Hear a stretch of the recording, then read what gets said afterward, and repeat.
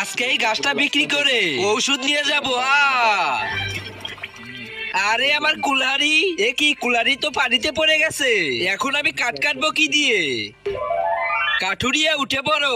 হ্যাঁ, এই সোনার কুলারি তোমার না? এই কুলারি আমার না। এখন বলো, এই লোহার কুলারি তোমার? হ্যাঁ, এই কুলারি আমার। আমি তোমার ইমানদারি দেখে খুশি হয়েছি, তাই মন খুশি করে এই দুইটা কুলারি তোমাকে দিয়ে দিচ্ছি। আরে আমিও এই কুলারিটা ফেলে নতুন কুলারি নিব। এই কুলালটা পানিতে ফালাতে হবে।